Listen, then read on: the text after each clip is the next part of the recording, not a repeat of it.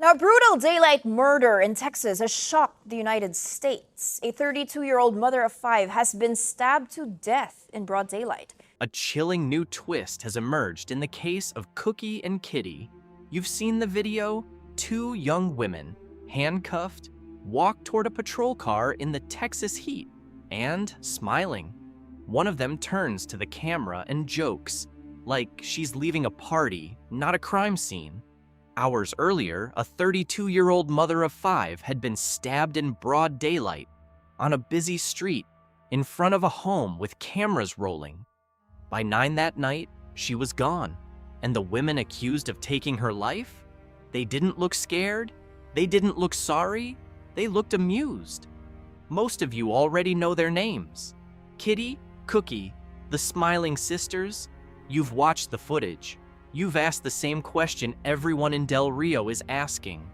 How does a mother do this to another mother and then laugh about it? The police documents are out now, and they don't just tell us what happened on that street.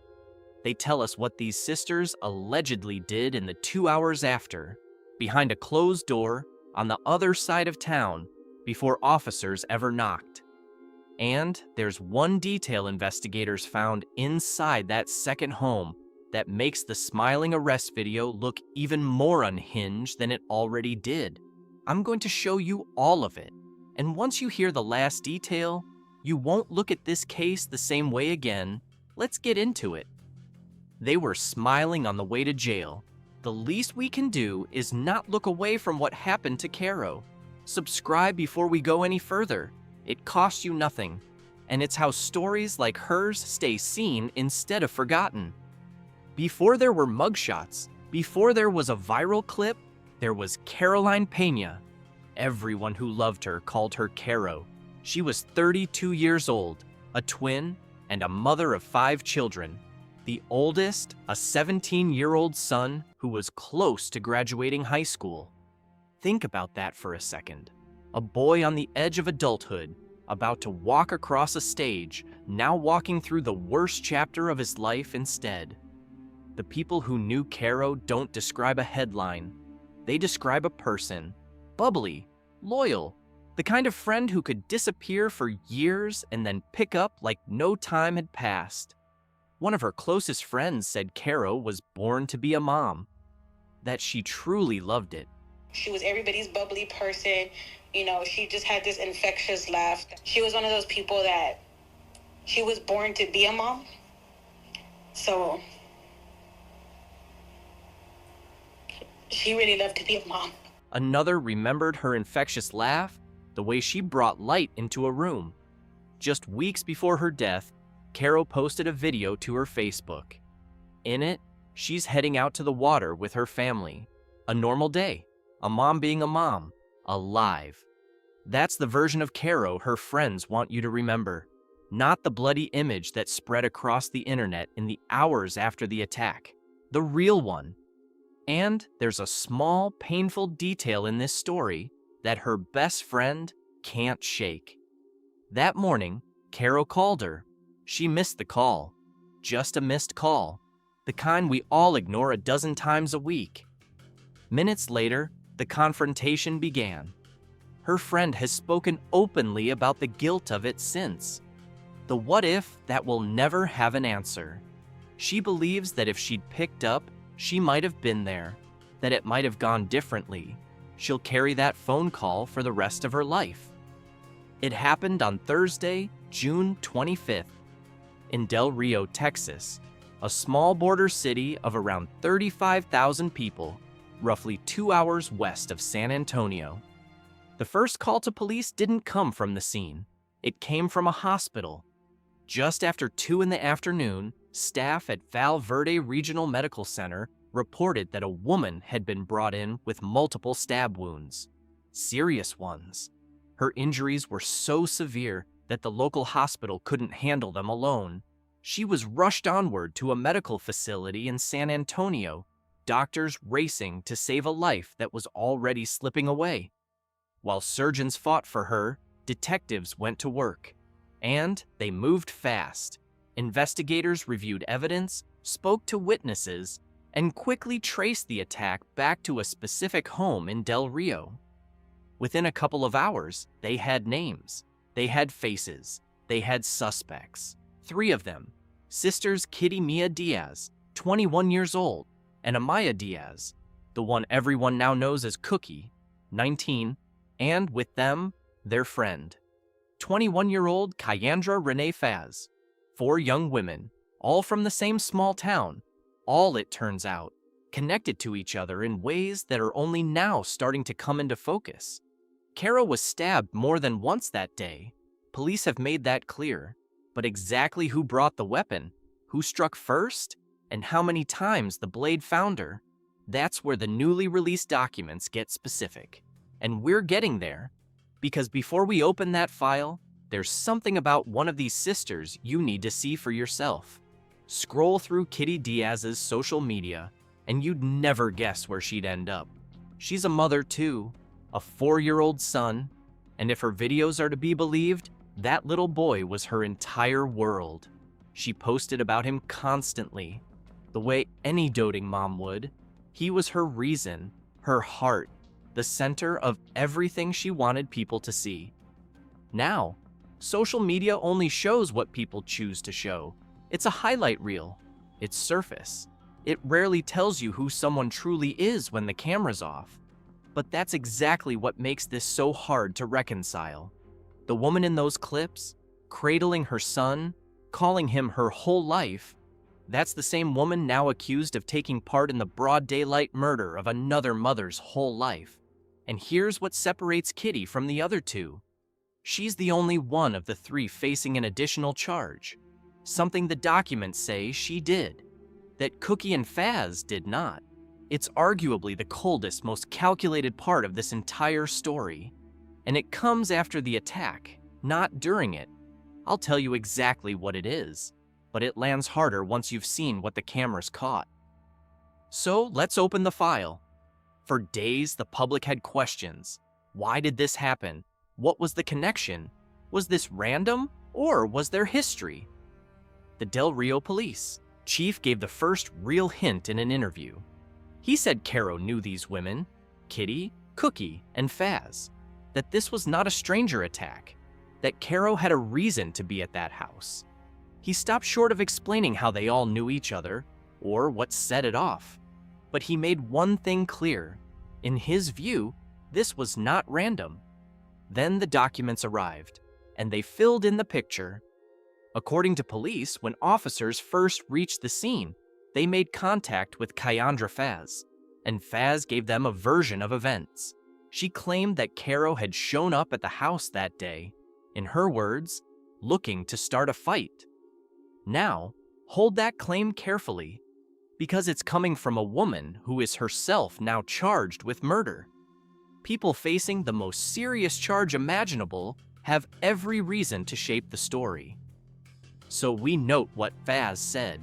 We don't take it as gospel. But here's a wrinkle in the documents that investigators haven't fully explained. Police say the altercation happened at one specific address, and they say Faz lives in the house next door to it, not at it, next to it. So who lives at the address where Caro was actually attacked? Why did everyone converge there? That's a loose thread, and it's one worth watching as this case moves forward. Because here's the thing that changes everything about this investigation. Police didn't have to rely on witness statements alone. They didn't have to guess. The entire confrontation was allegedly captured on a home surveillance camera, a doorbell camera, rolling the whole time. And what that footage shows, according to the documents, is chilling. Caro arrives first. She pulls up in a black pickup truck. Then, shortly after, a second vehicle appears, a black Chrysler, and that's the moment the sisters enter the frame. Cookie and Kitty get out of the car. They approach Caro. Then, per the police narrative, Cookie, Amaya, is seen holding an object in her right hand, something investigators believe to be a knife. Cookie and Caro get into it, and Cookie is observed striking Caro in the back, in the exact spot where blood soon soaks through her shirt. On the video, police note, Cookie was wearing a red tank top and blue jeans. She wasn't done. Kitty allegedly moves in next, physically assaulting Caro, and then Faz allegedly joins the attack too. 3 women, 1 victim, out in the open in the middle of the afternoon, on camera. The wounds tell the rest. Caro is believed to have been stabbed 3 times, twice in the back, once in the stomach. Think about how close you have to be to do that. This wasn't from a distance. This was hands-on, personal, the kind of violence where you feel every blow land. And when it was over, when Caro was left bleeding on a residential street, her attackers fled the scene. But they didn't get far, and they didn't get long. Here's the part that stuns even seasoned investigators: the speed. From the moment police were called to that hospital to the moment they made their arrests, it was only about 2 hours. Officers tracked the Diaz sisters to a different home on the other side of Del Rio, and parked right outside was the car police say Cookie drove to the fight. The black Chrysler, sitting there like a confession in the driveway. Around 4 in the afternoon, Kitty and Cookie were taken into custody without incident. A short time later, Faz was arrested too. All 3 were booked, then transported to a correctional facility where they've remained. And there was a child in that home. Kitty's 4-year-old son, the little boy from all those videos, was present when police came for his mother. Now here's where we come back to that extra charge, the one only Kitty faces. The detail I promised would make the smiling arrest footage look even more unhinged. Remember what the sisters were wearing on the doorbell video. Kitty, a pink tank top and blue jeans. Cookie, that red tank top and blue jeans. But when police arrived at the second home, roughly 2 hours later, that's not what they were wearing anymore.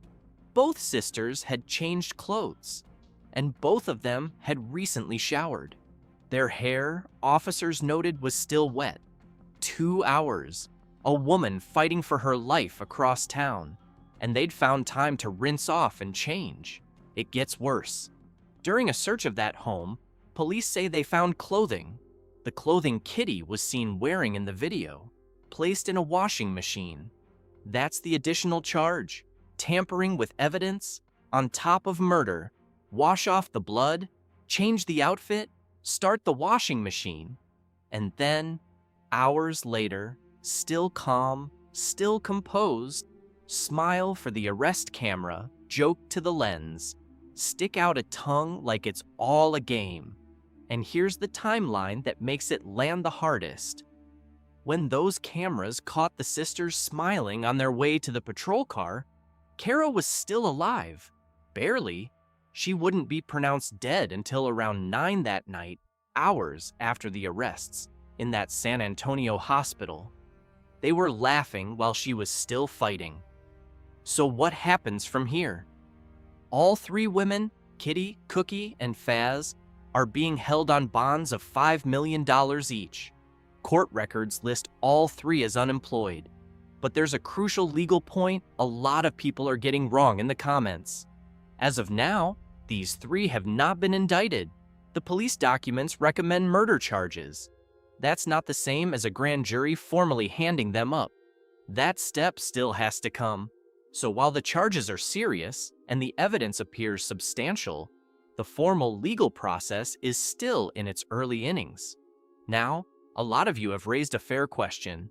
If police say only Cookie brought the knife, only Cookie is accused of the actual stabbing, then how can Kitty and Faz face a murder charge too?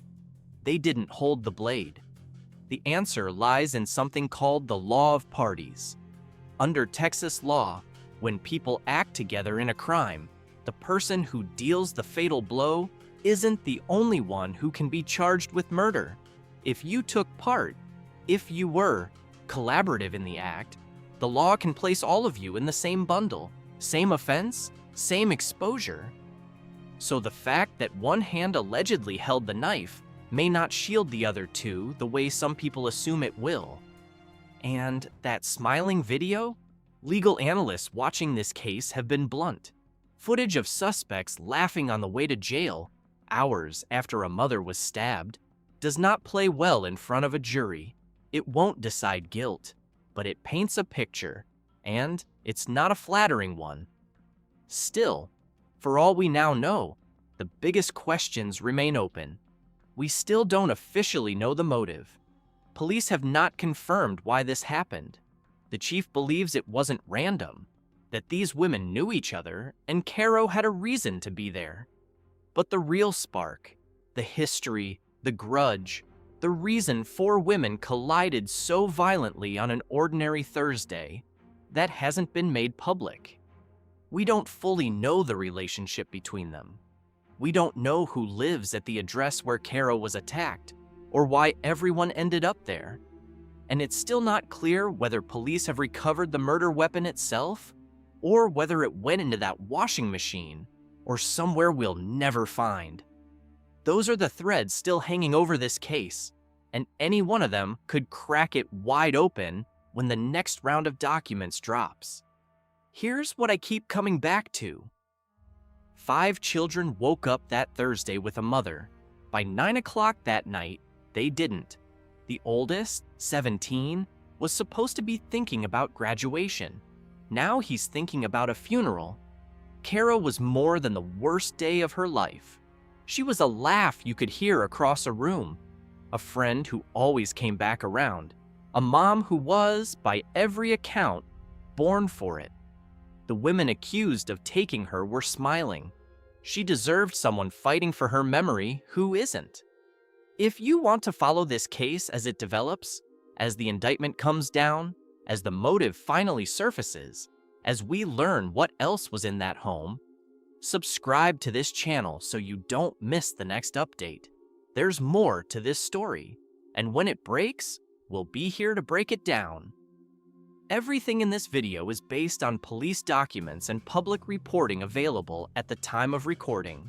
Kitty Diaz, Amaya Diaz, and Keandra Faz have each been charged but not indicted or convicted, and are presumed innocent unless proven guilty in a court of law. Details described here are allegations from police, and some accounts remain unverified as the investigation continues. We'll update the story as the facts develop.